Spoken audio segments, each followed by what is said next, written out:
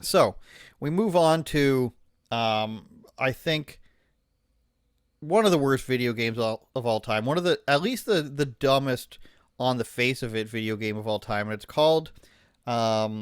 And I'm going to bring it up for you first here. And it's done terrible on Steam. And it is basically about I don't know if this is a trans woman or a non binary woman traveling across what is called the divided states of America. And you are with a ragtag group of, fat non binary chicks, obese people, pathetic white guys, and robots with pronouns. Pretending we're on a weekend. I'm going to mute that for you. I can't tell which gender is whose. And I think that's what they want. They're playing guitars, they're going across the country, they're kicking ass, they're taking names. You can see the characters in this. But this game took 4 years to make and got funding from the government.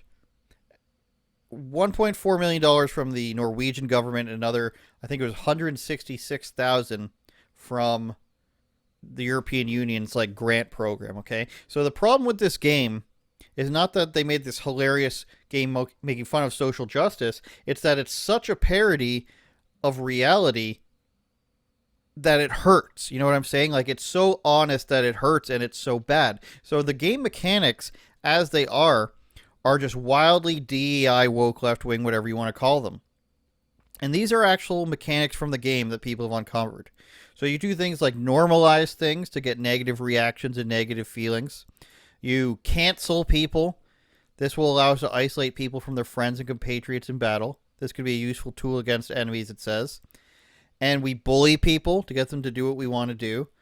And we sow discord among people to get them, get them fighting within each other. Now, this would be hilarious if this was a real parody of a game. Like, let's make it so that you you can cancel people and then the game teaches you that it's bad. Or if it was just an obvious joke like they would do in a Grand Theft Auto game.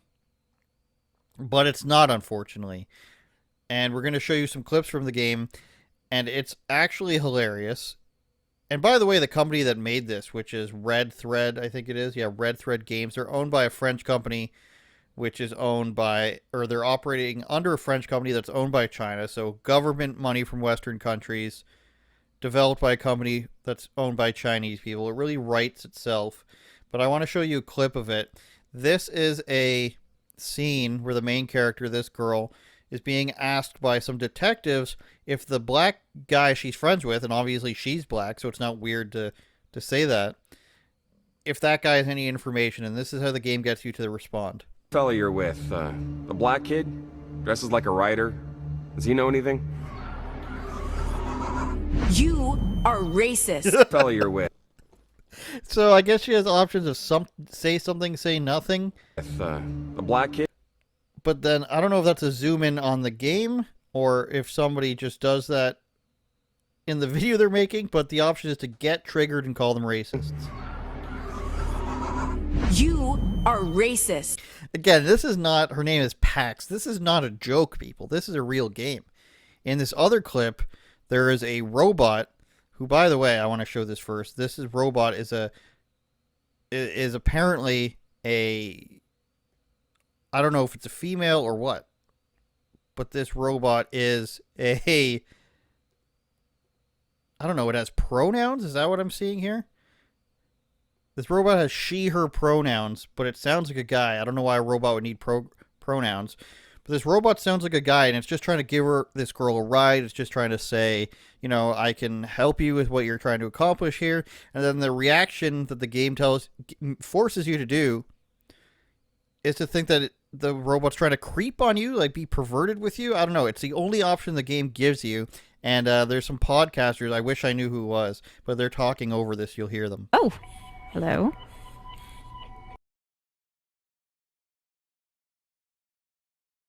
Ma'am, I'll be happy to serve as your driver. So she immediately insults the robot. And I know I get we're getting into the nitty gritty here. Here, like, big fat wannabe non-binary girl with the socks and everything, and then we got the dumpy, blue-haired girl. These are the characters. I want to assure you that I'm fully capable of operating this vehicle. I don't mean that you have software, of course. You lack the paperwork, but I don't need any. Does that robot sound like a she, her? I'm not going to be mean to it. I don't know if there's a way through, though. Don't touch me. What was See, it seems like a joke. Watch when she freaks out how everybody's like, what the hell? I don't know if there's a way through, though. Don't touch me. Hey. What was that?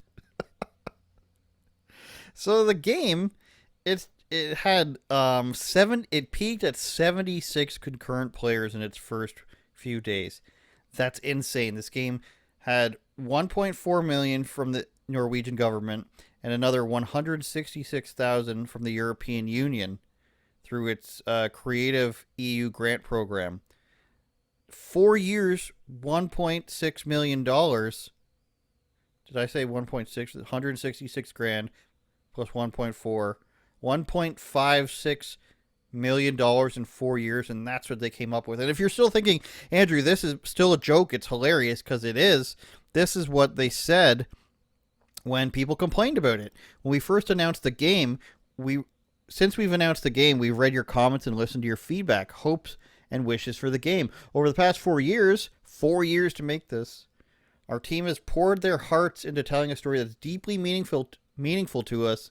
A story about the power of words, about building a world where everyone can feel safe, about love, friendships, and robots, of course. So this girl's reactions in the game aren't because they're hilarious. It's because she's trying to condition the other characters into acting the correct way, right? It goes on.